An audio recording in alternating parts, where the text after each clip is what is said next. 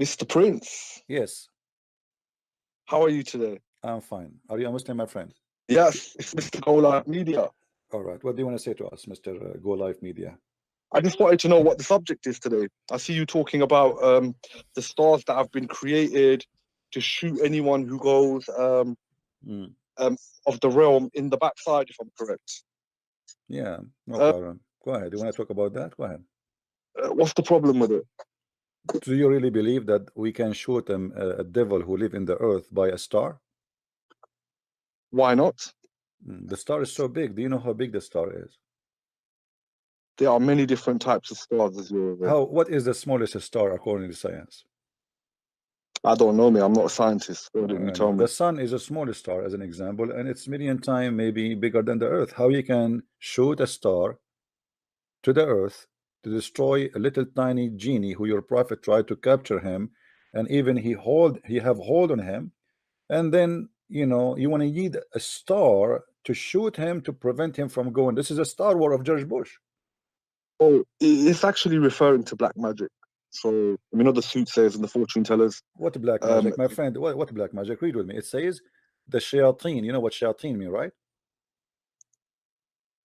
وَجَعَلْنَاهَا yeah. رُجُومًا If you لِلشَّيَاطِينِ, let, and we made it, if you, as yes, yes, missiles, to shoot at the yes. shayateen. Okay, so this is Hmm. speaking specifically about shooting shaitan if he tried to get out of the earth. And It was to do with, according to your prophet, he uh, claimed that shaitan, he go to Allah, heaven, try to spy at him, right? so the reason I mentioned black magic Hmm. was because the soothsayers, as you if you know anything about black magic, which you probably do, it's Hmm. sort of like communicating with spirits and jinns Hmm. to tell the future or whatever it may be. Hmm. So the jinns used to go to the lowest heavens to eavesdrop, and then they would bring back information Hmm. to the soothsayer or the fortune teller. But Okay. after a while, Hmm. Allah guarded the lowest heaven, and He would shoot them with shooting stars. So they can So, only eavesdrop for maybe a second. okay, So if I may talk, yeah, please. So you are saying to me the this is before Muhammad they used to go and spy, correct? yeah. Okay, after Muhammad, Allah he installed a new security system. If you want to call it that. Okay, why Allah don't want to shoot the shaitan before Muhammad? Why before he allowed the shaitan to go and spy, but after Muhammad he came, Allah he installed a new security system. If they try to go to heaven, Allah will shoot them. What is the purpose? Okay, before I continue, I just want to ask one condition. Hmm. Please be fair and don't mute me, because I noticed in our last conversations you only put My, the volume my, up on the my, certain my parts. friend, if somebody try to speak over me, make me shout and lose my voice, I'm speaking for many hours, as you know. And if somebody Mm, want to make me scream, then I will give up. I will hang up on you. I don't have to talk to you. You don't have to talk to me. So let us be respectful. And I will see, did I hang up on you? As long you let me talk and I let you talk, let us have a mm. conversation. Okay, now. So you're a prophet. After he came Allah, he decided to protect the heaven from the spy of the shaitan. Why he did not do that before Muhammad? As you know, I think we've had this discussion before with regards to magic and the demons, and it's all part of Allah's makeup of how everything works and the test for man. So the angels that brought down the black magic at Babylon, Harut and Marut, and then another situation where Solomon had the jinns working for him That's to the build the question, my temple of friend. See, Solomon. here we go. We are going in a circle now. We talk about that. We can go back and talk again, but answer me about this. Why Allah now he implement a security system, not before? Muhammad he came. Muhammad is the last prophet. Muhammad came after 124,000 Muslim prophet according to Muslims. Okay. What make Allah now? Now Allah he remember to install a security system. Shaitan was spying all this time at Allah and Allah don't care. What happened? Well, that's totally up to God. You're questioning God. Like No, we but can't go everything have a everything reason. now. What is the reason? Everything have a reason. So Allah before he did not mind that Shaitan spy at him. Now this Allah he did not he don't want Shaitan to spy at him no more. What happened? Well, according to Islamic belief, Hmm. it's the same reason why the Torah came and the Bible Okay. came and then How Islam came Shaitan because can those spy? took on. Explain to us how Shaitan can spy at Allah. Okay, do you remember our previous conversation when I was trying to make a distinction Hmm. between Iblis, Shaitan, Lucifer, the one big Satan that was kicked out of Hmm. heaven, Hmm. and then you have the other jinn, which some of them are Muslim, some of them are whatever religion, and the ones who work for shaitan out of the jinn, they are called shayateen in the plural, yeah? No. So repeat your question, please, sorry. How shaitan or shayateen they spy at Allah? Allah is in heaven, and the heaven have many gates, many doors. If I show you the story of your prophet, he said that even the heaven have 7 gates, correct. right? Okay, so there is 7 gates before they can arrive to Allah. How they can spy at Allah speaking? Well, they basically, well, with regards to the jinn, there are different types of jinn, flying ones, walking ones, whichever ones. There's a powerful one called an ifrit. Ifrit, yeah. And I would assume they flew up to the lowest heaven and tried to spy on the ongoings in the lowest heaven from the outside, literally in terms of listening into sound. How they can listen? You know, the distance between the heaven and each the other one is 500 years, and there is 7 doors and 7 walls. So how the genie, the Afreed, the one you call him Afreed, he can listen to what Allah is saying behind 7 doors? What they do? I mean, you think like they do hacking or something? If you was to go and put your head on someone's door in front of their house, I'm sure you'll hear something. But there's 7 doors before they can hear anything. There's 7 doors. Are you telling me that Allah he built those doors and they are useless? No, well, the doors and the gates have a significance. What is the point of those doors? Yeah, the way you're portraying it, it's almost like you're saying there's door upon door upon door. Yes. It's more there's doors in certain places. So some gates are like the gate of fasting. Another gate may be the gate of praying. Another gate may be the gate of charity. My friend, no, is it no. This is not true. That's not true. The gates we are talking about are physical gate, and there's doors and there's guards. And your prophet, each time he fly, he know the guard, the famous night journey. Yes, the guards they ask, who is he? That he was invited, you know. So when we speak about the doors, we speak about not doors in the same wall. They are doors. They are 7 gates in 7 fences, and the distance between them, according to your prophet, 500 years. So now you are saying to me that the angels they can come and they go, and there are 7 doors and 7 fences, and yet they can put their head or their ears on the fences of the heaven, and they can listen to what Allah is saying. Correct? Well, if it's the lowest heaven, I'm assuming it would be the last gate, the one gate for the exit. Okay, but Allah is in the 7th heaven. But Allah is in the 7th heaven, right? He's on top of the heavens. Okay, he is, but he is he is in the last heaven, the 7th heaven, right? He's not in the heaven, no. He's above the heavens on his throne in a manner that suits his majesty. Really? Okay. Yeah. But according to your prophet, okay, in the 7th heaven where Allah is located, do he have air? We only go by what we've been told. If there's anything above Allah, okay, after Allah, I wouldn't believe that God needs air to breathe. Okay, if there's anything above Allah? No. Okay. Well, your prophet, he said that there is something above Allah.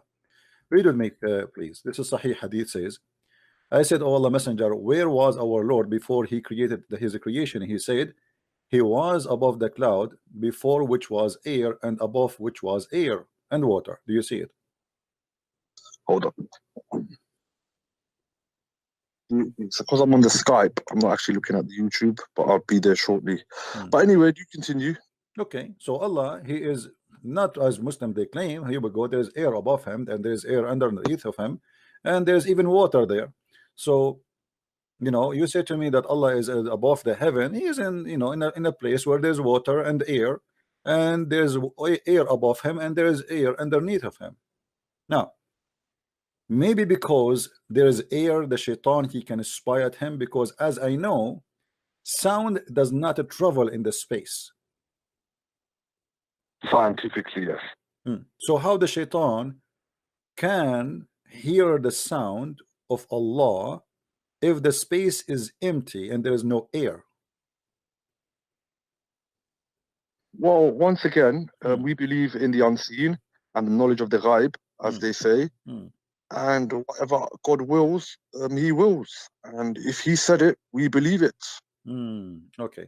Now, when Allah he said that you cannot go out of the zone of the earth, and he is challenging the mankind and the genie, and then we find that people they went to the moon. So how Allah he made a challenge which is a false challenge? So, are you talking about challenge in Surah Taha?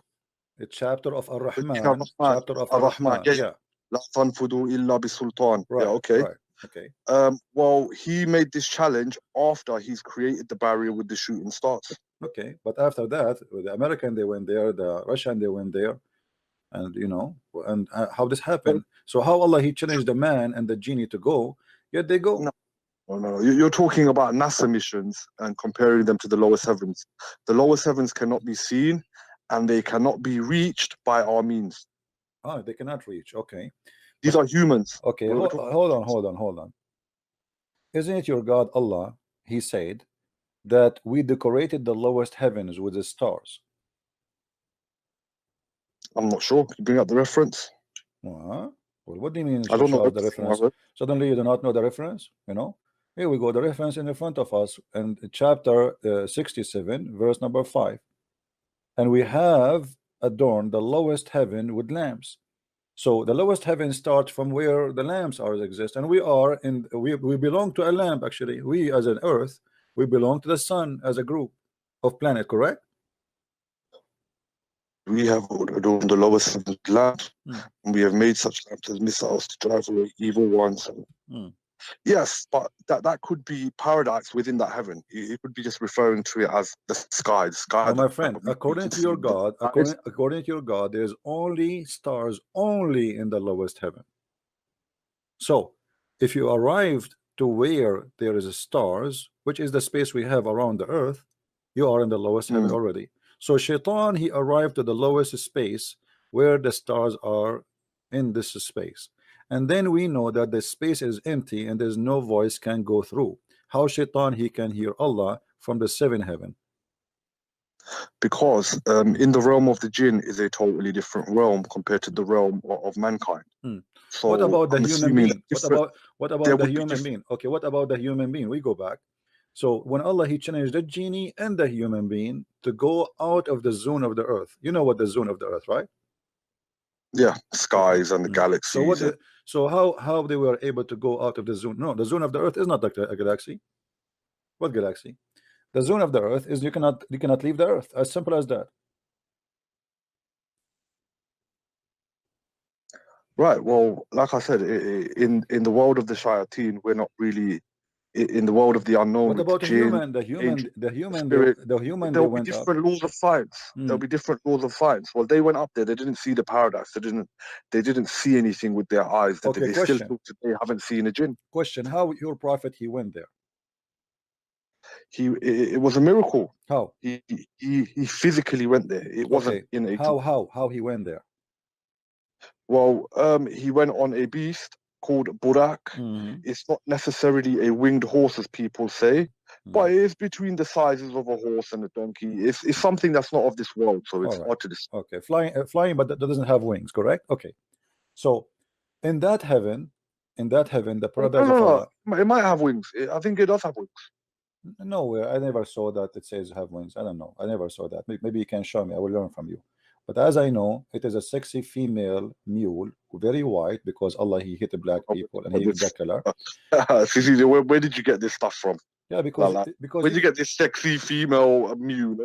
What are you talking about? Sure, we can. What are you talking about? Isn't it your prophet he described how beautiful this beast is? So yes, it's a sexy female which is very white, and it's have a long legs, and each head of her leg can go to the beyond the horizon. Now, if we go and we ask you, is the beast is a physical beast, the one you call him beast, not me. I believe he is like just a donkey between a mule. He's a mule between the horse and the donkey. That's a mule. So that mule who is very white, which is female in the same time, because supposedly he is different kind of animal, who went all the way to heaven. What is, this is a physical journey. You said physically Muhammad he went there, correct? Yes. Okay. Did he find in the place where he arrived to the heaven, he found the Euphrates River? The what river? Sorry. Euphrates, the Euphrates. Or Euphrates? Yes, there Okay. is some narrations regarding that. All right. I think So to be fair with so that narration, how in the heaven of Allah, which is in the sky, in the seventh heaven, there is Euphrates? well, that's down to how Allah designed paradise. But Euphrates is exist in the south of Turkey. Yes, and why can't it exist in paradise? Why can't there be an identical one? My friend, don't you see?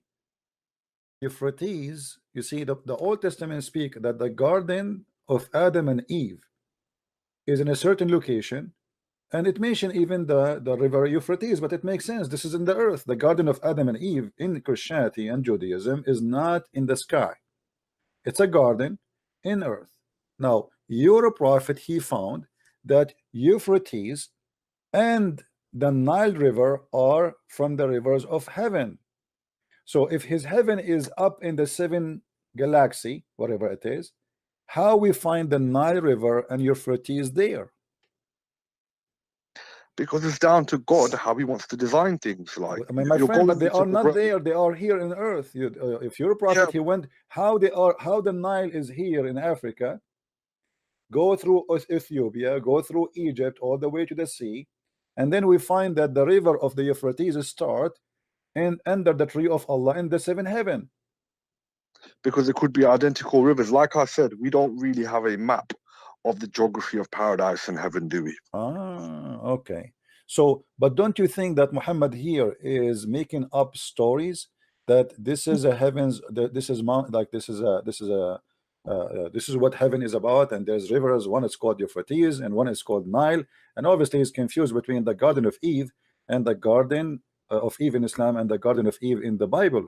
If I ask you now, So you, the Garden of Eve in I saw, Islam, the Garden yeah, of Eve in Islam, is it in earth or in heaven? the Garden of Eve. You tell me. No, you tell me. You are the Muslim. I'm asking you about Islam, not Christianity. Well, the Garden of Eve, did you say? I'm not sure. Is there something called the Garden of Eve on the earth? I'm asking you, is the Garden of The Eve God, is in heaven or in earth?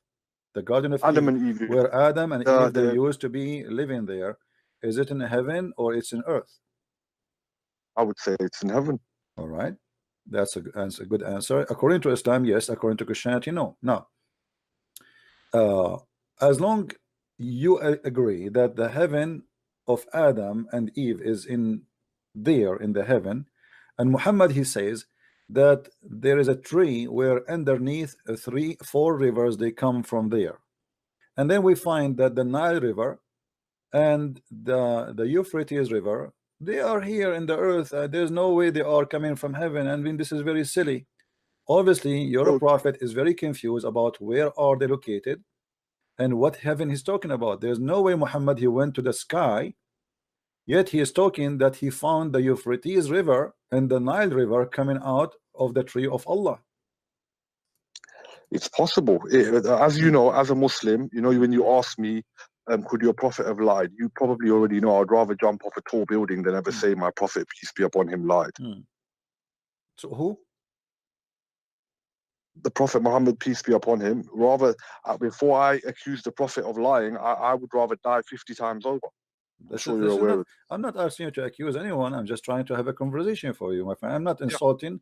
For me, Muhammad is an official certified liar. You know, I say it as it is. But you are a believer, no problem.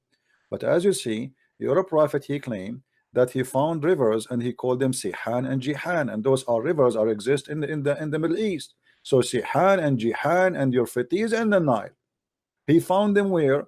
Coming from under the tree of Allah.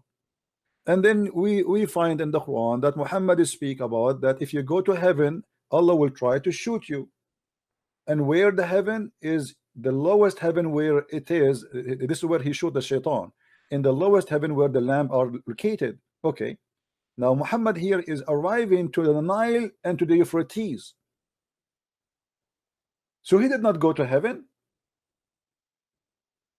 Well, that's your opinion. How do you know what's within paradise? My friend, no, you tell me. Okay, now I want your opinion. How your prophet he went there and he found the source or the spring of the Nile River and Euphrates? How both of them they are coming from under one tree? Nile is in the middle of Africa, and the Euphrates is in the south of Turkey. So we have thousands of miles between them, yet both of them they are coming from under one tree, is the tree of Allah. Well, it could be identical rivers that are in paradise. And like I said, we don't know the creation of paradise. We don't know how paradise was created, what's within paradise, the geographical realms, and what it's like. Is nothing like the human eye has ever seen. So for you to make a comparison with the earth, I don't see the point. My Just friend, because it's very funny. You these said to me, rivers nothing we can compare with heaven, and yet you say your prophet, he says to you, honey and milk. Isn't it honey and milk? Is money and honey and milk? Isn't it so wine is wine? Is it Euphrates is a river we know? Is it the Nile is a river we know? So how nothing we can compare, but they have it, we have what they have already. We have Euphrates, we have the Nile, we have the honey, and we have the milk. yes, Okay. but the milk and the honey and the wine will not be the same as of this world. It will be totally different. For example, that does not intoxicate. So once again, it's like me saying to you, describe heaven to So me. you are saying to me the wine and the heaven there will be alcohol free. Well, we don't know that, but we know it does not intoxicate. Okay, so they are alcohol, but you will not get intoxicated. So the wine is the same, but you will. I don't know Allah, if it's alcohol. You see what Like I said, what the tafsir says that you will not get intoxicated. It's not the wine is not wine. The wine is a wine, but you will not get drunk. Now that's a good thing for you. I'm so happy for you. But you will notice with me here, we are going in a circle, trying to avoid that Muhammad cannot be a person who went to the seventh heaven as he claimed. First of all, there's no witnesses. Is that correct? I give you the response of Abu Bakr as-Siddiq radiallahu anhu. What he Did said? he say he went? Did he say he went? Then he did. Abu Bakr, he said he went. Did he see him? Yeah, and he said if the Prophet said it, it happened. Ah, here we go. If the Prophet said it. My friend, what kind of answer this answer is? I'm saying to you, do Muhammad have a witness or not? No. Let me tell you something. Yesterday, I went to the seventh heaven in the top of a flying chicken. Do you believe me? No, because you're a great liar. Okay, so how if I say that? How if I say that is a lie? But if your prophet he say that is it true? Both of us we have no witnesses. But he is a prophet and he performed miracles. He spread Islam across the world. Look at the things this man did. Yeah, what he did. This is not the work of a normal man. What did he do? He destroyed. He destroyed the world. People they cannot even walk in the street safe. People they cannot have safety. People they cannot have security. Men are killing women. Men are raping women. Women they cannot walk in the street securely alone unless there is a guardian with them. Otherwise, they will be raped by Muslims. Number one countries of rape in the world are Muslim countries. In Saudi Arabia, if a woman she walk around in the street without a guardian, she will be raped, kidnapped, and nobody will hear about her again. So what Muhammad did? Muhammad he brought nothing but disaster. Now answer me. So jealous let of me show Muhammad. everybody. Let me show everybody that you Muslims are fairy tale followers. Where in the Quran it says that Muhammad he went or he taken to the heaven? Why didn't you show me? You show me. You show me. You are the Muslim. Where in the I'm Quran? not sure. Where in the Quran it sure says? Where in the Quran, my friend? I'm asking you. Where in the Quran? I mean, such a thing happened. The Quran says that the Arab they keep asking Muhammad for a miracle. Well, if this is happened, this is a miracle to go up to heaven, isn't it? Yes, of course. Okay, yeah. Okay. So why the Quran says we refrain from sending miracles if he took Muhammad to heaven? Chapter 17, verse number 59 says that Allah he refrained from sending miracles. Okay, but you says to me that the Prophet said that Allah took him to the seventh heaven. Where you can show me that in the Quran that Allah took him to the seventh heaven? It may not be in there. So you are saying to me such a thing which is extremely important is not in the Quran, but in the Quran we have a story that an ant she told the other ants to hide. Allah have time to tell us the story what happened between the ants. Allah has time to tell us about the bird who is a captain in the army or general in the army of the chicken. Allah have time to tell us all the fairy tale stories about the flying carpet of Sulaiman. But Allah has no time to tell us how Muhammad he went to heaven. Well, it's totally up to him what he puts in the Quran, isn't it? But secondly, we get our prayers from the discussion that happened between Muhammad sallallahu alaihi wasallam and Allah in Isra wal Miraj. Okay, And let me that's ask where you. we Let me ask you. decided that we pray Okay, 5 times a day. hold on, hold on. In the Isra al-Mi'raj, was it a vision or it was a real journey? I see you're aware of the disputes within scholars regarding this. Scholars. Some say it was a vision, and some say it was physical. I'm of the opinion that it was physical. Okay, so you are a person who is accusing Allah to be a liar, because this is not the scholar. This is not the scholar opinion. This is Quran, my friend. All right, hang on. So with regards to your You point know, no, you do not know. Okay, which verse in the Quran saying this was a vision? Okay, no, but I found the verse that My friend, spoke about my friend, magic. I challenge you to tell me which verse. You never heard of this before, and don't play that you know. Just because I Quran said to you, just because you know, just because I said to you that the Quran says that, a second ago you said to me the scholar they say that a second ago. Now I But said to go you, to but this is not the chapter scholars. 17. Come on, be honest, be fair. Come Okay, on. okay, You always. okay. Quran chapter 17, verse 1. Exalted is he who took his servant by night from Masjid al-Haram to Masjid al-Aqsa, whose surroundings we have blessed to show him our signs. Indeed, he is the hearing, the seeing. Okay, al-Masjid al-Aqsa is not in heaven.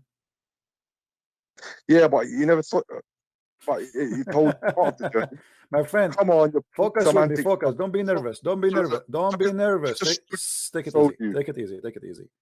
I say to you, this is first of all the verse here proving that the story of Muhammad is a big fat lie, because nowhere it says I took you to heaven. It says I took you to from the second mosque into the farthest mosque. Where is the farthest mosque? There's no mosque at that time. There's no Muslims there. What mosque? Hold on. This verse okay, what is the name of that mosque and where it's located? Can you tell me?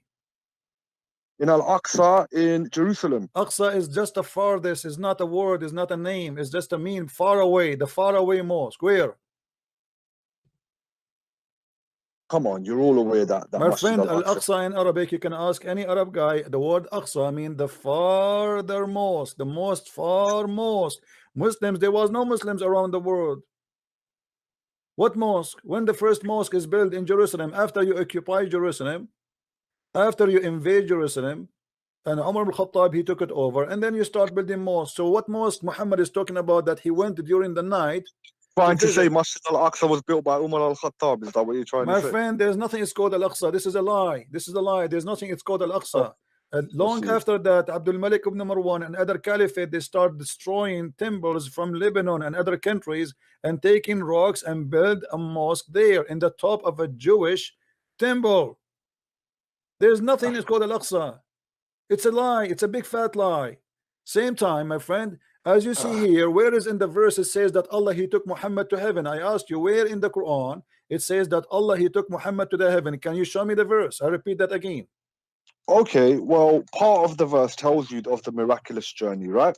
It tells you about the journey in one night. So are you saying to me that the journey was not to heaven, was only to the mosque which is in Jerusalem? No, it is as Muhammad sallallahu So why Allah did sallam. not mention which one is more important, the journey to the house of Allah or journey for a mosque in Jerusalem? Well, Allah's not there to give you all of the answers. Then what's the point of having faith? My friend, what is the point of saying to me something is part of the journey, which is the most important part of it, is to go all the way to Allah? Which one is more important? He mentioned to me that Allah he took him to the farther mosque, but he don't want to mention to me that he took him to heaven. Come on, it's like getting something Jesus said. Okay, and then let me ask you. Let me ask you again. Let me ask you again. Let me ask you again. Was it a vision or it was a real journey? It was a real journey. Okay, is that an opinion of Allah or opinion of the scholars? It's the opinion of Muhammad sallallahu alaihi wasallam, the way he described it in the hadith. Okay. It's as he said it. All right, here we go. So you are saying to me anyone he says something different, he is wrong, right? Well, there's difference of opinion, isn't there? Listen, don't play with the words. Either you say to me anyone he believed that it was a vision, he's a liar, or you say to me it is the truth. He's mistaken. He's mistaken. Okay, I will take your words, guys. Take this gentleman. He said that the one who believed that Muhammad did not go in real, it was a vision, he is mistaken. Okay, I like that. Well, we will find that in the same chapter, in the same story. This is the chapter 17, verse number 60. It says that Allah, he did a vision for Muhammad, not a journey as real physical thing. Let's have a look.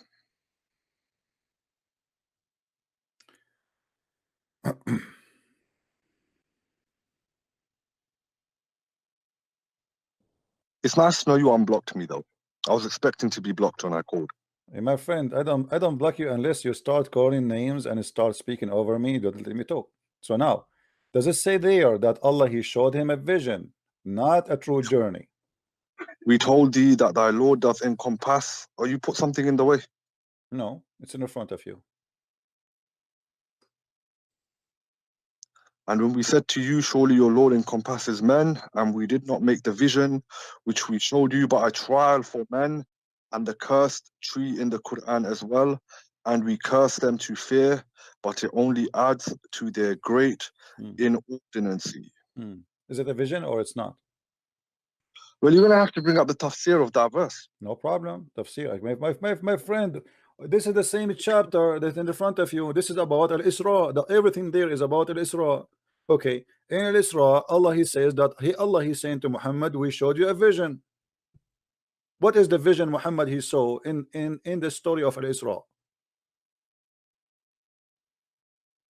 Well, that he was taken up to the heavens from Masjid al-Aqsa. So it's a vision. It's not a real journey. It's a fake journey. I saw a vision yesterday. I saw, like, I saw Trump. He is flying with the cat, and he was singing a song. I mean, is it a real vision or this is a dream?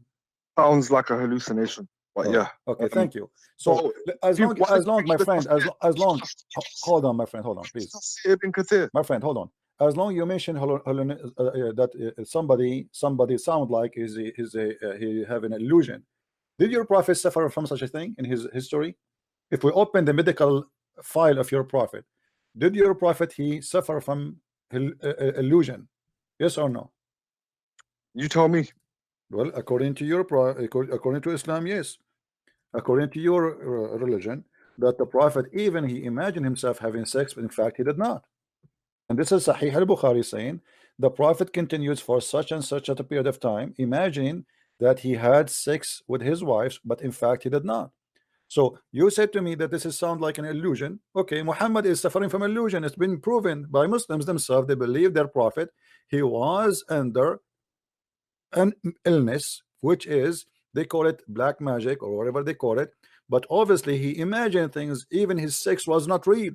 So how you can trust him? He is going to heaven. The Quran says a vision. The Quran says that he did not take him to heaven. The Quran says he took him to the farther mosque. And Muslims now, they come with tons of stories. And Muhammad, according to you, yes, Muhammad, he said Allah, he took him to the seventh heaven, but maybe this is the vision. Maybe it's a vision. You saying it is true, but as you see, your prophet, he is not to be trustworthy, because this guy, he imagined things which is not true. If I am a doctor, or let us say you are a person applying for a job, and I open your medical file and I find that you've been infected with something, we do not know what is that exactly, that you can, you imagine things, you hear voices. Even your prophet, he says that stones, they say to him, Assalamu alaikum. Is that correct? Yes. Okay. Trees, they speak to him. Trees, they speak to him. They say to him, Assalamu alaikum. Trees, they converted to Islam. So the mountains speak to him, the stones speak to him, the trees speak to him, the trees, they took shahada, the goat spoke to him, the camel spoke to him, and the prophet here, he imagined that he is having sex, but in fact he did not. That was one incident where there was black magic involved. My friend, what one incident? What one incident? What about the two angels, they come and they cut his chest? Is that a real story? There's a difference of opinion where that narration could be fabricated. Where they moved, are you talking about where they moved to the black spot on his heart? My friend, does your prophet says that the one who controlled him, it was a Jewish guy, his name is Zurayq, Lubayd ibn al-Asam, from Bani Zurayq, he took some hair from your prophet and he controlled him from far like remote control, and he made him imagining things? Yes or no? Well, that's black magic. Yes, Okay. that did happen, but with Okay, no remote problem. control. So you predicted it. Muslims believe that your prophet was under the control of voodoo. Well, if it's stated that it happened, it happened. What can I say? Okay, so if it happened, what I can say, this is a good answer. But isn't it your Quran says that you have no authority over my good followers except the good ones?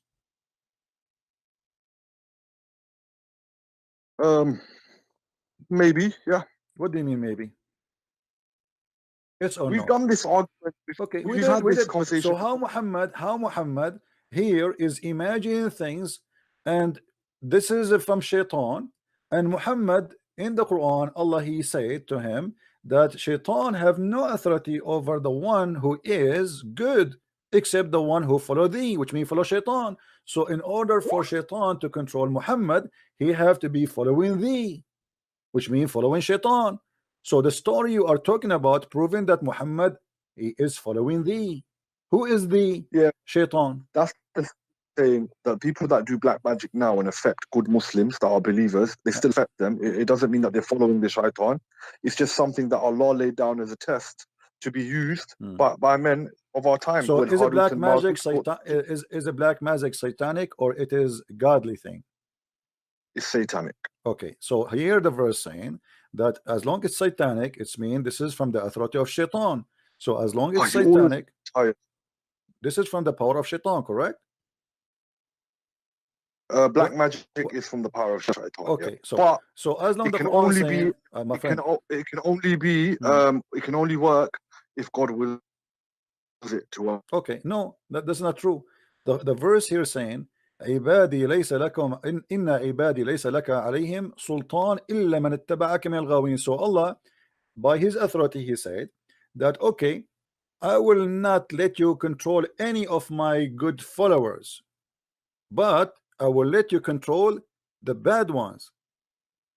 So Muhammad must be from the bad ones to be able to be Narrate controlled. the rest of the narration then. Huh? Narrate the rest of the narration that angel Jibra'il came down and notified him of where the magic was, and then they found the magic in the bottom of a well so they could break the magic. Okay, let me ask you a question about the story about the angel Jibril.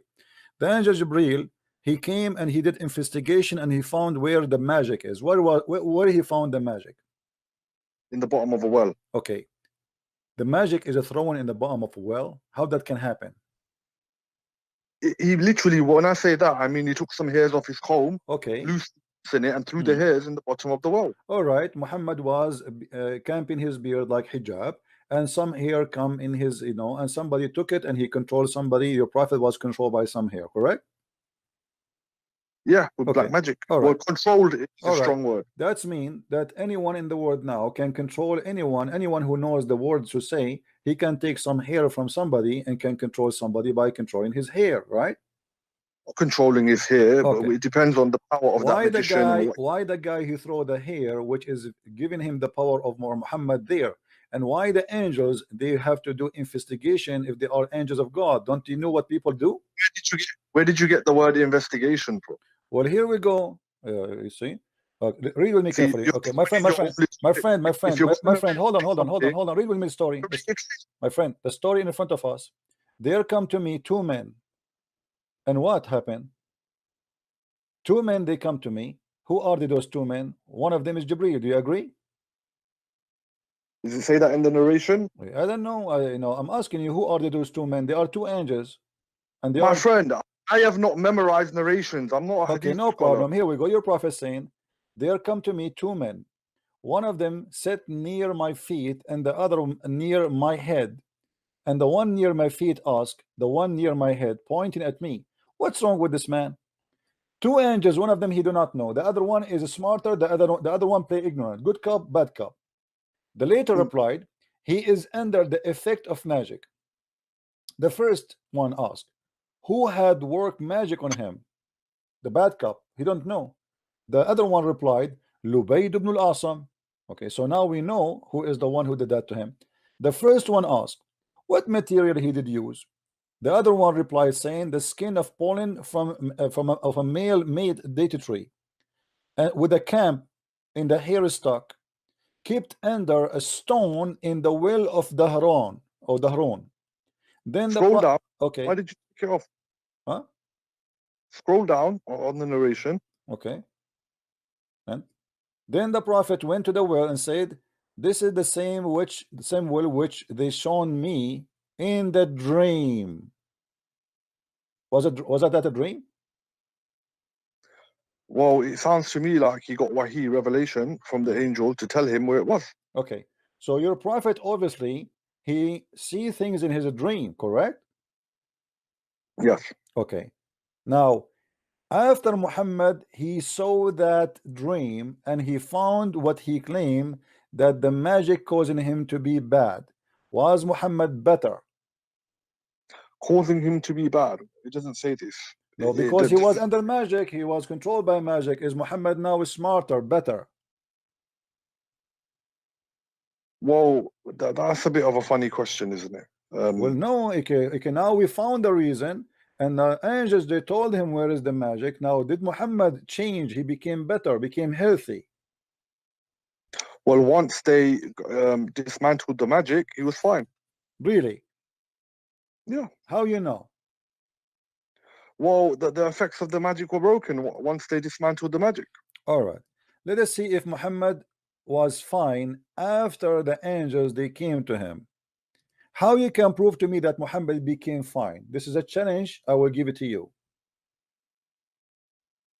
Well, it's just according to our belief. If you find the magic and you break the magic, there's various ways. You said he became fine. How you can show me that? I am a person who learn from you nicely, kindly, please. Can you prove to me that Muhammad became fine after that? Well, I'm just going according to the normal rules of exorcism. Where it says that he became fine, can you show me?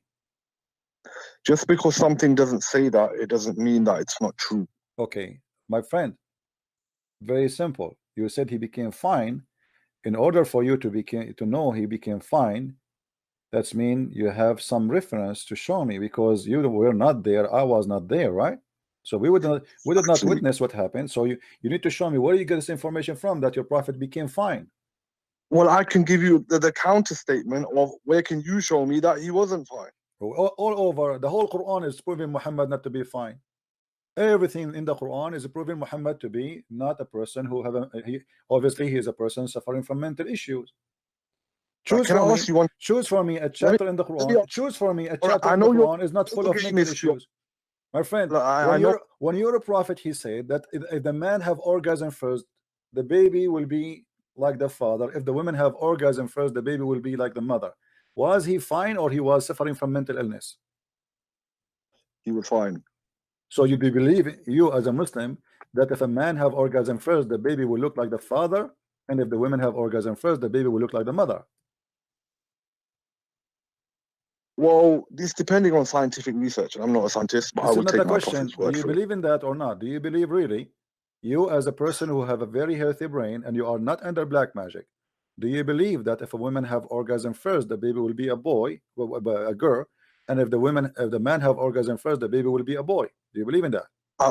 I will give you the same answer. If the prophet said it, I believe it, and I will not dare disbelieve. So now what we believe is simply that Muhammad, obviously, you said to me that he is not suffering from mental issues after that solution came in a dream of two angels. But as you see, Muhammad is still acting crazy and saying stupid things. Now you say to me you believe in stupid things, but that will not make it smart. That will make you, both of you, stupid, with my respect to you. If you say so. Okay, so I got what I want. Thank you very much for calling me. Is that it? What about? Let's move on to something else. I don't mind. What you will go about what? I mean, that's it. You know, you just proved to me that you Muslims believe in a stupid. My friend, you just proved to me that you Muslims believe in whatever garbage Muhammad he says. It doesn't matter if it's crazy, stupid or not. You believe in it. How in the world you believe that if women have orgasm first, the baby will be like the women? Muslim women, they can't even have orgasm because they do circumcision for them. No, that's not everyone. What do you mean? Let me ask you. Did the prophet wives have orgasm? What kind of question is that? Obviously, Why people not? who are Why not? involved Why not? into, Why not? Why not? Why not? What's wrong? of What's course, wrong? Huh? Of course. What is the proof? I have a proof that this is not true. The wife of the prophet, when one of the women who offered herself, and she is the auntie of Muhammad, she saw a wicked dream. She was watching Playboy before she sleep, and then she have a dream, wicked dream, and she have orgasm. She came to the prophet and she said to him, should a woman who sees a wicked dream wash her vagina? The prophet says, if she have a discharge, huh? The prophet said, before the prophet said, Salama, which is the wife of your prophet, said, oh, messenger of Allah, does that really happen? Which means, does that women have discharge? How she is his wife, but she never have orgasm? that's silly. I think you're making yourself look really stupid here because I don't get your point. Because at the end My of the point day, you're is, the talking women about. she is saying, the women she have wicked dream and she have discharge. The women, the wife of the prophet said, how a woman she have discharge? This is cannot be true. Muhammad, he said to her, yes, she have. Huh? She have. And With as you that, see, this hadith is a Sahih hadith. It's in Sahih al-Bukhari. It is in Sahih Muslim. so It's all over. your point is, so your point is a woman did not know whether she has an orgasm or not, and My that is friend, so she never hilarious had because one. A woman, she is asking, wondering. This is the wife of the Prophet. This is not a woman. A woman, all she right, saw orgasm. let She me is not ask the you one wife of the question now. Prophet. Hold on. A woman, she Answer is. the question of your question. Wait. A woman, she is not the wife of the Prophet.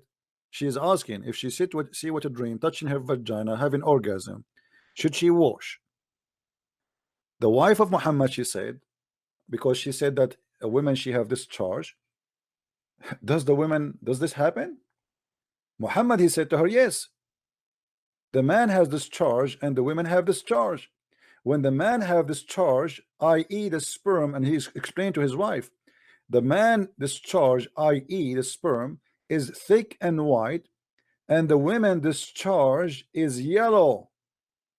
And so the resemble comes from the ones, the one who his comes come first. So the wife of Muhammad, she was wondering how this happened. Muhammad, he did not explain yet what is after. The first woman, she just said that she have orgasm. The wife of Muhammad, she's saying how this can happen, how you can have orgasm. Well, So she wasn't a scientist, and maybe she was just asking normally. Who said that? my We friend, don't really my talk friend, about the yes, she is intelligence. asking normally. Thank you very much. She's asking how a woman she can have orgasm. She's asking how this happened, how the women have orgasm. That means she never have orgasm. When Physiological. a wife she Do you not asks her remember husband, beginning? my friend, when a wife she asks her husband how a woman she can have this charge, that means she never have this charge. Well, she went to him asking about the discharge, so obviously she did have a discharge. So, No, the first woman is the one who have this charge, the women who have the wet dream. The wife of Muhammad, she said, after she heard her, she said to her, huh, what? The women have this charge? How this can happen? well, I don't delve into the sex drives All of right, my the. friend. Thank you very much for calling. Thank you. We give you a lot of time. Yeah, right. This is Muhammad after he became fine. After Muhammad became fine, he came with tons of verses in the Quran saying the most stupid things ever you can imagine. Dr. Muhammad is a specialist in sex and sexual dreams. And this is a great example what Islam is about. You heard this gentleman and he was trying to defend his religion, but he have nothing but poo-poo. Muhammad, he says so, believe it, that's it. Even if it's so stupid, so naive, so garbage, we believe it. Okay, well, we got our point here. We got our point. Hello? Hello, Mr. Christian Prince. How are you, sir? I'm fine. Oh, it's good talking to you. All right. I'm one of your fans, and I'm also a convert anyway. I converted to Christianity 18 years now when I gave my life to Christ. I was also born and grew up a Muslim. Okay. until I found the Lord. Yes, and I've been following you for quite some time. It's a really pleasure. I just called to say that you have my prayers, and I've been praying for you. Thank you. Because you are one in a million. I'm telling you, you are causing a serious havoc in the kingdom of darkness. In fact, talking to you right now, I don't even know what to say, you know. But the only thing I will want to say again to add up is to continue to encourage them as you go along with them, tell them that Jesus is the only options. Like the guy you just spoke to, that guy, I know in his mind, there is some doubts right now in his mind. I'm quite sure in his quiet moments, he will see that all the things that you are saying are really true, you know. Anyway, God bless you and God protect and keep you. All right, Thank you very much for what you are doing. all right, my friend. Thank you very much, and God bless you. And we are happy for you that you left Islam and you became a Christian. The only thing I'm not Yes, I happy came in. about, the only thing I'm not happy about, that it's not me who made you leave Islam. Yeah, I know. Yeah, no, to be honest, I grew up in a Muslim family. Islam is what I know. I practice Islam to the tip. Hmm. I was born in West Africa in a country called Sierra Leone. That's where I grew up. Okay. I am now in the United Kingdom. And my testimony is one of a kind because when I was like an imam in my family. Oh, you are an imam. You are a leader of a mosque. Okay. Yes. Okay, my friend. I lead. I want you to do me a favor. I'm not going to talk. I will give you 5 minutes to tell your testimony to the people here. Is that okay? Okay, that's All right, fine. guys, listen to this gentleman, please, everybody. This is a person who left Islam 18 years ago, not because of listening to Christian Prince. No, he left 18 years ago, and he was from a religious family, and he himself, he was like an imam for the Muslims. So let us see what happened and how he became a Christian. Go ahead, my friend. I'm listening. I will not talk to you. I will not disturb you. Go ahead. Okay. Actually, my name is Saidu, and my second name is Abbasi, Saidu Abbasi. I was born and grew up a Muslim. I was born in an Islamic family, and I studied the Quran to some parts. In fact, I was the one who urged my dad to take me to the madrasa, to join me to join me to the Islamic school. And my father was an Islamic scholar. He was responsible for the naming of babies and Islamic marriages. And then he became ill. And then during that period when he was so sick, I loved my father so much that I prayed to Allah and I did all kind of things so that Allah will actually deliver my dad. But eventually my dad died. And immediately my dad died on the 1st of February 2001. In August, I started experiencing the same complaint. Actually, the whole thing has to do with witchcraft. And so the same thing applies to me. I started experiencing all those bad things my dad was complaining, wherein no medical science was actually able, or no doctors was actually able to diagnose. I began to experience the same thing. And then one of my sister was discussing this to a friend that my dad just died, our father just died, and then my younger brother again is going through the same stuff my dad went through. And then this lady then told my sister, if I can go to the church, I will get my healing. My sister said, I don't believe my brother will go to the church because we are Muslim and he loves Islam so much. So my sister came to me and explained to me that these are the options and this is what the lady said. So I look at it and I said, wow, how can I go to the church? Will this be possible? But as I was still suffering from this affliction and pain, I eventually decided to go to the church. When I go to the church, I receive my miracle, I receive my healing. The affliction that actually killed my dad, right? I was delivered by Christ. And I was not only delivered, Christ revealed himself to me in many ways. For you people listening out there, you Muslim, you might think that I am not saying the truth. For you to believe that I was a Muslim, I'm going to recite some verses so you will know indeed that, for example, I'm going to read Ayat al-Kursi, which is Allahu la ilaha illa huwa ayyul qayyum. Sinatu wa lana lahu ma fi samawati wa ma fi ard man jalla yashfa'u indahu illa bihizmi ya'lamu ma bayna aydihim wa ma khalfahum wa la yu'tuna min shay'in min ilmihi illa bima sha'a wa si'a kursiyyu samawati wa ard wa la yahudu hifdhuhuma wa huwa azizul azim. Qul huwa Allahu ahad Allahu samad lam yalid wa lam yulad wa lam yakul lahu kufuwan ahad. I'm just saying this because for over 18 years now, some of these things are passing away. I can't even remember them again because I've now been embedded in Christianity, right? So some of these verses, I are forgetting them, actually. But what I'm saying is that Jesus is Lord to the glory of God. Islam has nothing to offer humanity, neither anyone who find himself in that religion.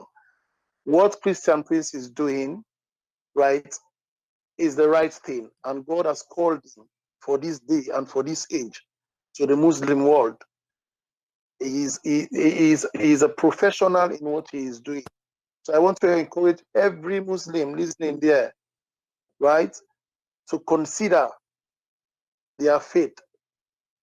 Muhammad is a false prophet. Allah is a false God. And Islam is nothing but a farce. There is a lot I will have said, but I don't want to go further than that. Anyway, this is all I have to say tonight. Thank you very much. I'm calling from the United Kingdom. Anyway. All right, my friend. Thank you very much for calling.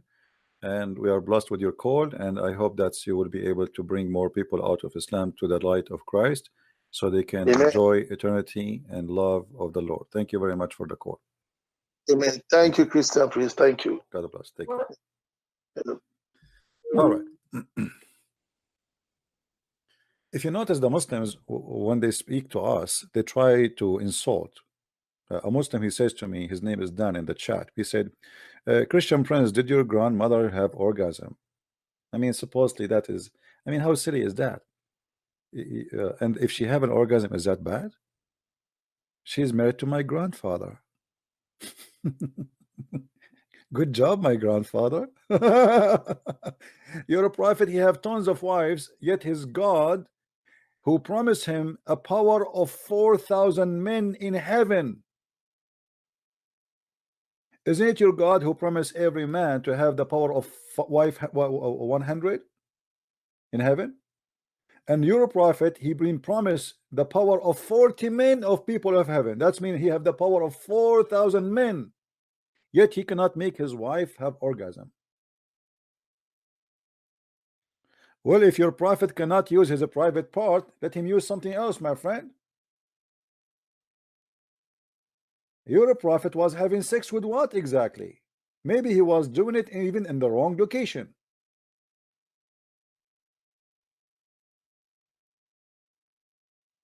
The Jews, they used to tell stories to make people not to do things wrong. As an example, the Jews, they tell their children, if you have sex with your wife from the wrong location, your son, your baby will be blind. Muhammad, he answered them, scientist Muhammad.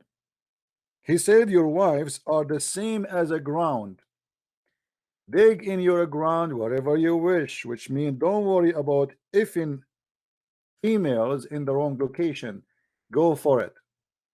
نساءكم حرث لكم فآتوا نساءكم أن شئتم. Your wife are the same as a tilth. You know, when the farmer, he dig the floor, the ground to put the seeds, dig your tilth as you wish, as you like. Do you see it?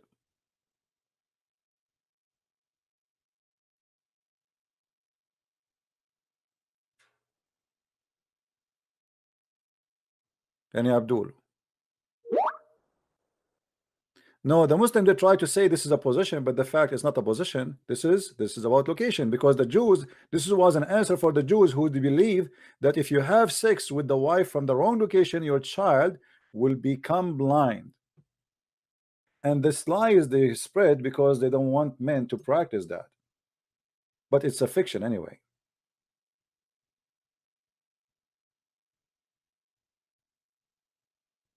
No screen? Oh, sorry. No screen. Go ahead. Here we go. You see it now? Chapter 2, verse number 223.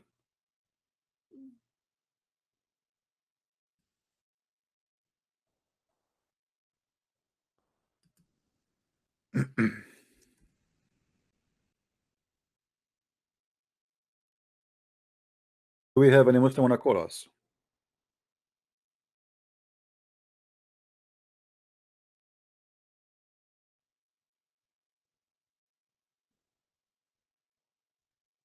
Hmm?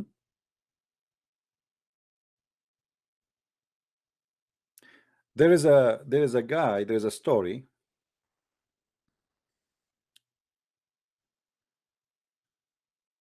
After the death of Uthman ibn Affan,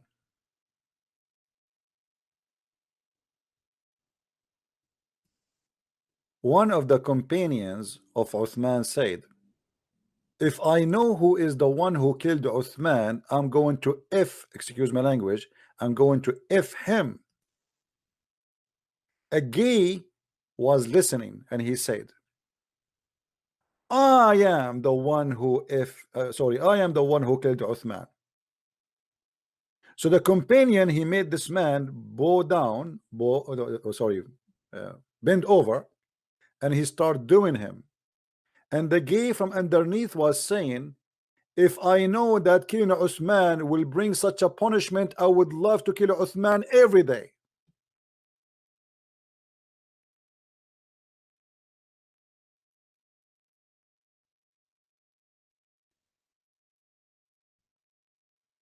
Any Muslim?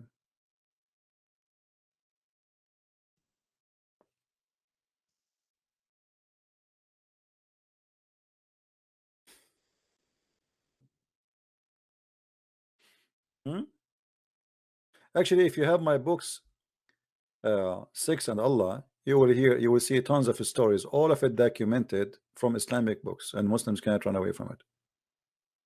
You see, as I said from the beginning, Muslims, they speak too much about dignity and honor and loyalty, and we are against adultery, but everything in Islam is the opposite. Muta marriage, zawaj friend, one night stand, lamam. You know what is a lamam? If we go right now in the Quran and we type the word lamam is you playing with the women private part, her breast, or kissing her, or touching her anywhere you wish until you have orgasm. And then this is not even considered as a sin. This is something, it's like it's not a big deal.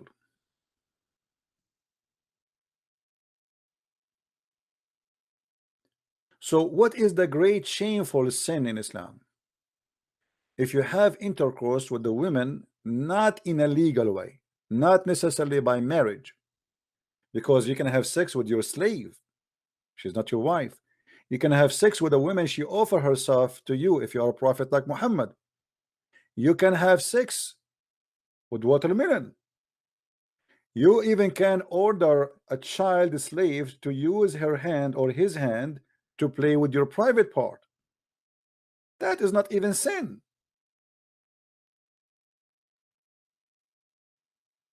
The story in front of us, chapter 53, verse number 32, it's about a guy who his name is Nabhanu Tammar. Nabhanu Tammar, he went to a woman. Hello?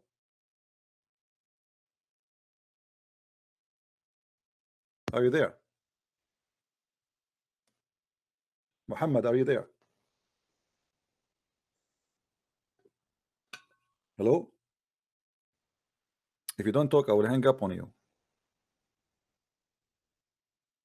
Hello? Okay, take care. Take a hike.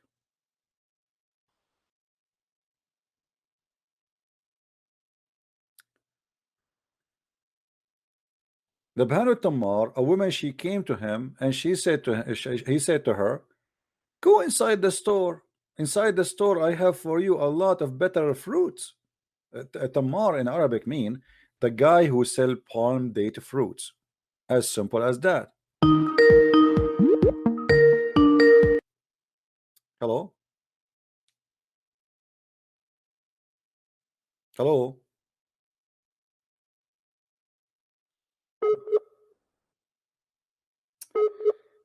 Okay. Are you there? Okay, a guy calling himself, he's calling himself Muhammad Hijab. Obviously, I don't think it is him playing games. Let me block you. There's no way the guy who live in England, he will not have a good connection. Respect yourself, don't play games.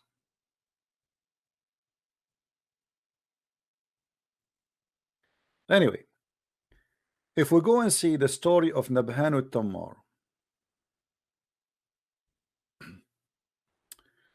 chapter 53, verse number 32. And again, thank you guys for those who they are making donation. We appreciate your support and your help. And I apologize if I don't mention your name when you do so, because I know that this is not really what you are seeking. Right? Okay, 32.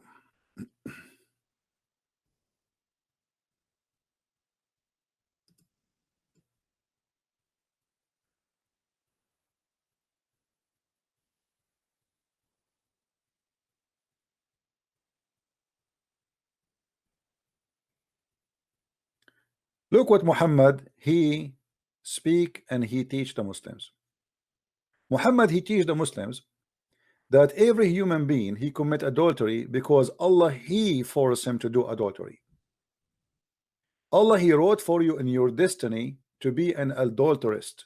And every one of us, he have a special amount of adultery to do. It's not a choice. It is Allah decree. Allah decree for us, which means it is in our fate that we will do our portion of adultery, and it's not a choice. And here we ask ourselves, how stupid this man who says such a thing to say, I will punish you for adultery, if this is what Allah he decree for us.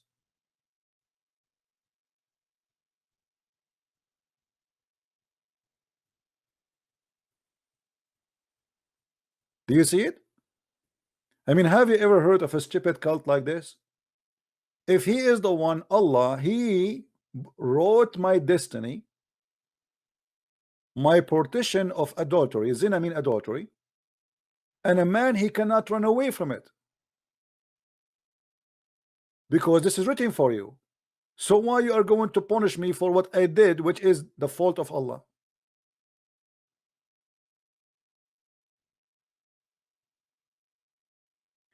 This is why I asked the gentleman who called me, the guy who was defending Muhammad, do you think Muhammad, after he recovered from the bewitched black magic, he was better? He said yes. I said, can you prove it? He cannot, because obviously he cannot be a person who have a brain to say such a thing.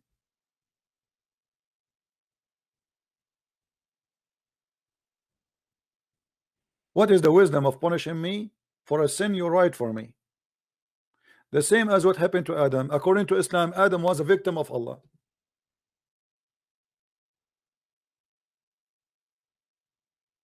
So if I commit sin, if I became an adulterist, that's what Allah wrote for me. So what is my fault? What is my fault?